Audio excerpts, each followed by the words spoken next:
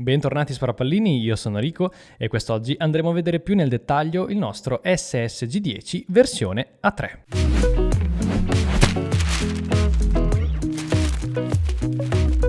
Vi ricordo di iscrivervi al canale e di attivare la campanella delle notifiche, altrimenti le scimmie urlatrici vi lanceranno manciate di pallini da 0,32 in faccia.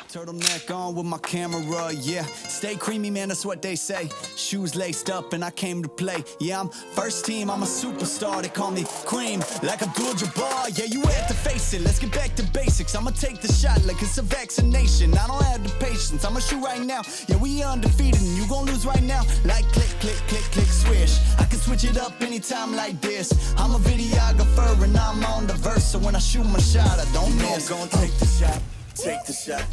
Quando ho visto per la prima volta questa scocca sul sito di Novrish ho detto, bene, l'ennesima scocca, ne vale la pena? Sì, no? La conferma poi è arrivata quando Novrish mi ha mandato questo modello. Maple Leaf infatti ha creato questa nuova scocca che va a coniugare perfettamente tutte le caratteristiche di una scocca leggera, maneggevole come quella della 1, ma con tutte le feature che avete appunto visto della scocca A2, se non addirittura con qualcosa in più. Si tratta di una replica freschissima sul mercato, infatti è uscita i primi mesi del 2021, ora non ricordo esattamente il giorno. Chiaramente la qualità si paga, infatti questa versione di SSG10 A3 costa 479 euro. Maple Leaf ormai è leader nel settore sniper, realizza veramente dei prodotti ottimi sia per quanto riguarda gli esterni ma anche per componenti interni. Per ovvi motivi non lo consiglio proprio a tutti, anche per il fatto che la struttura base SSG10, quindi gruppo otturatore, grilletto e canna, è identica per tutte e tre le versioni di SSG10. Chiaramente il feeling e le vibrazioni cambiano tra una all'altra, però il succo è quello. Vi faccio vedere anche al volo quella che è la sua custodia che vi arriva a casa con il fucile. È una semplice valigetta rigida con questa spugna che continuo a trovare orripilante perché è fatta malissimo, una chilometrica stina puliscicanna e il solito manualetto di istruzioni che si vede lì sotto. Giusto per precisarlo, l'ottica non è inclusa nel prezzo, dovete acquistarla a parte. Comunque ha un costo di 70 euro, è veramente economica ed è fatta anche molto bene. Le caratteristiche principali altro non fanno che andare a confermare praticamente quello che ho detto prima. Infatti abbiamo una scocca leggera ed è veramente comoda da utilizzare. La seconda ed ultima caratteristica, che poi va ad accomunare tutti gli SSG10, sono gli interni. Infatti abbiamo un gruppo scatto, un gruppo aria e un gommino PAP che sono studiati veramente bene e bastano davvero poche accortezze per riuscire a farlo sparare in maniera davvero impeccabile. La nostra SG ha una lunghezza totale di 105 cm,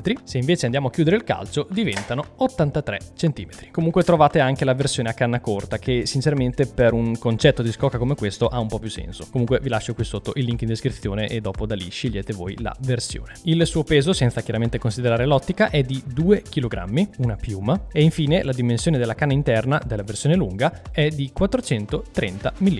La scocca è completamente realizzata in polimero di ottima fattura, anche se a livello di robustezza non va secondo me ad equiparare la scocca A2 che è veramente un macigno, infatti si sente anche dal peso, mentre in alluminio barra acciaio troviamo alcuni componenti come le viti di regolazione del poggiaguancia, lo snodo per andare a richiudere il calcio, questo e questo che sono i due ganci rapidi per la cinghia e infine le slitte M-Lock. Partiamo come consuetudine dal calcio, che questa volta ci si presenta in questa versione scheletrata. Non lasciatevi spaventare dalla struttura che sembra quasi fragile a vedersi così, perché in realtà questo calcio è veramente un macigno. Anche per quanto riguarda il giunto, che probabilmente potrebbe far storsere il naso essendo che appunto si può piegare, però vi assicuro che questo meccanismo, pur quanto sia veramente morbido da aprire e chiudere, una volta chiuso è stabilissimo a livelli impressionanti. Non esiste neanche un micro gioco, neanche se lo cercate con la lente di ingrandimento. Nella parte posteriore abbiamo questo bel pad gommato al punto giusto, tanto da fornirvi quel grip che serve quando andate in puntamento, con una bella scritta Maple Leaf incisa al di sopra. Anche il poggiaguancia è bello resistente e massiccio, una volta che avete stretto bene le due brugole poi lui sarà bello stabile. È praticamente fatto su due livelli. Prima dovete andare a svitare queste due viti e si stacca la copertura in plastica, poi qui sotto ci sono altri due perni che vanno a stringersi praticamente su questa piastrina di metallo, quindi prima decidete dove posizionarlo e dopo ci applicate sopra questa sorta di cover. Tralasciando il fatto che questo poggiaguancia sembra un po' un pavesino o savoiardo, chiamatelo come volete, grazie a questa vita brugola si può andare a regolare in altezza, mentre se smontiamo queste due vitine questo si stacca e si può andare a far slittare a destra o a sinistra. Infatti, essendo che io sparo da mancino, l'ho disallineato leggermente verso sinistra in modo tale da essere un pochino più in linea diretta con l'ottica. Passiamo ora allo snodo, che tiene fissato il calcio alla scocca grazie a questa micro slittina RIS e tramite questo tastino chiaramente lo possiamo andare a piegare. Molto morbido e fluido lo scorrimento fino ad arrivare in questo punto dove va ad incontrare il dentino, che permette appunto di andarlo a bloccare in posizione. Infatti una volta chiuso poi non si muove più e basta andare proprio a dargli un tocco e lui si sgancia, sentite proprio questo clac. Sono questi i dettagli che fanno la differenza. Passando avanti troviamo questi fori in metallo per l'attacco a sgancio rapido della cinghia. Lo troviamo sia nel posteriore che nell'anteriore ed è presente su ambo i lati, quindi no problem anche per i mancini. E qui sotto c'è una chicchetta che sinceramente non mi aspettavo, ovvero un pistol grip originale della PTS, che è un brand favoloso, se non il mio preferito in assoluto sulla faccia della terra, perché realizza componenti per ASG che sono di una qualità che è veramente impressionante. Questo grip in particolare si chiama EPG ed è incluso con la scocca, quindi non è che va acquistato a parte. Questa è una cosa che mi è piaciuta perché di solito per marketing si fanno sempre un po' questi maccheggi. Novritsch vi dà anche la possibilità di scegliere tra questo e altri due grip, solo che sono di dubbia provenienza, quindi vi consiglio spassionatamente di prendere questo che è PTS originale. Vi arriva smontato a parte in una scatolina che è proprio la sua originale. Sono diventato scemo a montarlo in posizione perché non ne voleva sapere di incastrarsi qui nella sua sede, però dopo un po' di tentativi e qualche video tutorial sono riuscito. Qui sotto troviamo il fondello con questo dentino che si va ad aprire e poi questo coso si sfila e vedete là in fondo poi c'è la vite di fissaggio. Passando avanti troviamo la levettina per inserire la sicura, infatti basta tirarla indietro e il grilletto viene bloccato. Sono molto contento nel trovare questo tipo di leva d'armamento che di solito viene venduta a parte e di default vi danno quella classica da VSR 10. Questa diciamo che è maggiorata, fa un po' più grip sulle dita quando andate a caricare e soprattutto è molto più leggera perché è tutta fatta in alluminio tagliato al CNC. La leva è di tipologia a 90 gradi, infatti si blocca in posizione in questo modo ed è molto fluida, veramente molto morbida e non appena raggiunge le sue posizioni si va a bloccare perfettamente grazie ad una pallina inserita all'interno. Passiamo ora al grilletto che chiaramente è sempre lui, sempre il fantastico Zero Trigger a 90 gradi con lo scatto senza il precorsa, infatti non appena noi andiamo ad armare il colpo il grilletto scatta immediatamente. Bisogna prenderci un po' l'abitudine se siete abituati ai classici grilletti, però io veramente mi ci sono trovato fin da subito molto bene perché è bello reattivo, bello scattante e anche molto morbido. Davanti al ponte del grilletto troviamo questo svaso che sembra appunto dover contenere qualcosa, infatti potete acquistare quel supporto sempre della Maple Leaf in plastica grigia che si monta proprio in questa sezione ed è praticamente un portacaricatore aggiuntivo e per fare il cambio caricatore vi basta sfilarlo e metterlo qui dentro. Al contempo vi va a simulare un potenziale caricatore che sbuca fuori. È un accessorio che personalmente non mi fa troppo impazzire. Qui davanti troviamo invece l'effettivo vano caricatore che è finalmente stato realizzato con una struttura bella ampia, infatti basterà premere il tastino e qui c'è spazio abbondante proprio per inserire tranquillamente le dita. Il caricatore visto così sembra un po' cheap, soprattutto in questa plastica trasparente, ma in realtà è molto robusto e funziona bene, tiene 28 colpi ed è un classico caricatore da VSR 10. Davanti poi troviamo non una ma ben due slit RIS, una in orizzontale e una in verticale, sono fuse con la plastica della scocca quindi non si possono rimuovere. Viste così non mi fanno impazzire, però sicuramente vi danno un'ampia scelta per poter montare degli accessori. Non capisco bene a che cosa serve quella verticale, sicuramente in commercio ci sarà già o dovrà arrivare un bipiede con l'attacco a 90 gradi in modo tale che sia un pochino più low profile, che stia messo così e che all'occorrenza scende per andare proprio a riempire questo spazio qua. È una mia idea, però non mi sono ancora documentato. Questi pirolini di alluminio argentati che vedete su ambo i lati altro non fanno parte che del blocchetto di fissaggio della canna con la scocca, quindi è praticamente un nuovo sistema che sostituisce quello già presente di serie sull'SSG10 che è un pochino più piccolino. Inoltre vedete che su tutti questi tasselli sono presenti dei fori filettati. Non sono ancora riuscito a capire dove si possano acquistare eventualmente degli accessori da montare proprio su questi fori. In realtà non so neanche se esista un accessorio, però la cosa che mi immagino io sono due ponticelli che vadano a chiudere la canna per tenerla ancora più stabile. Ed infine abbiamo queste due slit M-Lock in alluminio che danno sicuramente un tocco in più alla nostra replica.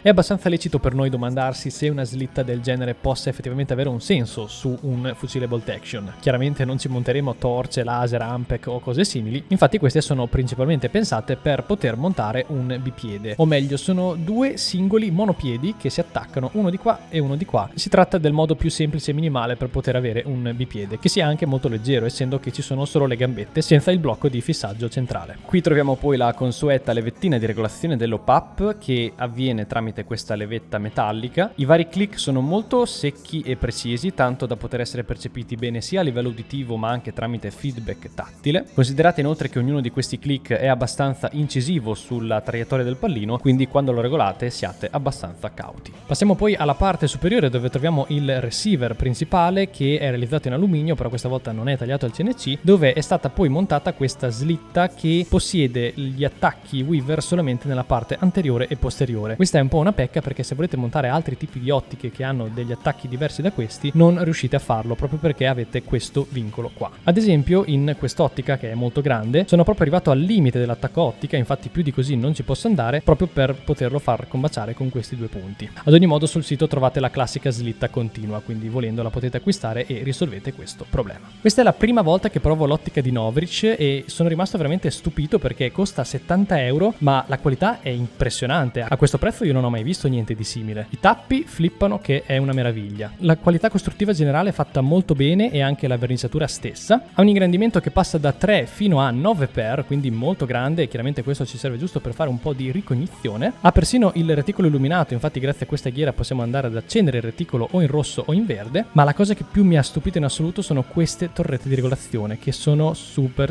precise e molto comode. Danno proprio l'aria di un prodotto professionale. Vi state chiedendo se è anche nitida? Sì, è nitida, al punto giusto. E infine troviamo la consueta canna in alluminio con l'effetto twist, con queste scanalature incise molto belle, che ormai sono il tocco iconico di Novritsch. Ed ora diamo un'occhiata veloce agli interni.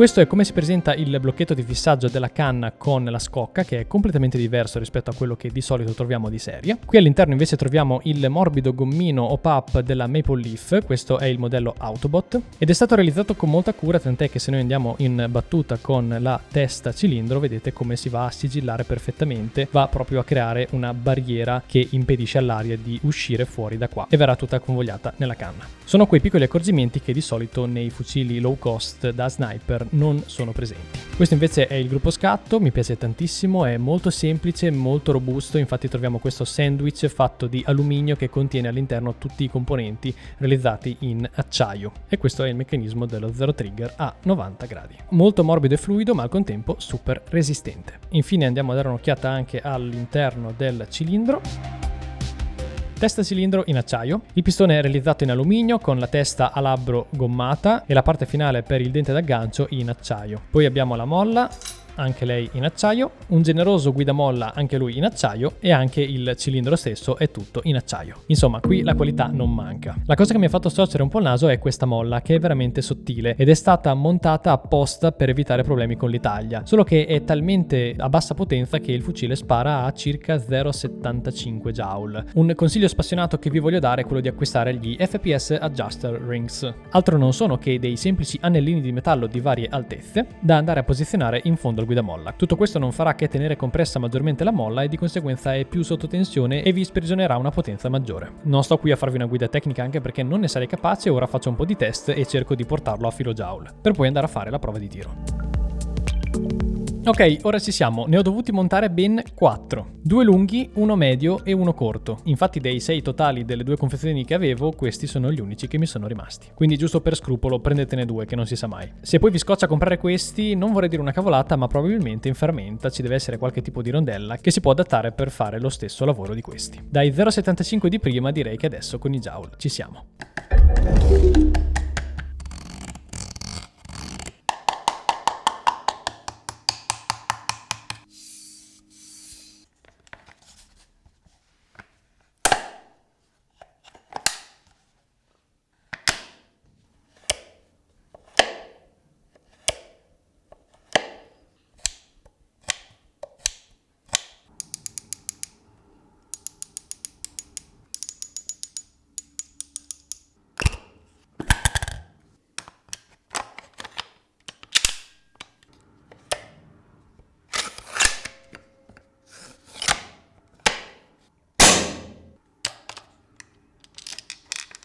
Ed ora usciamo fuori in giardino per vedere nel concreto come si comporta la bestiola.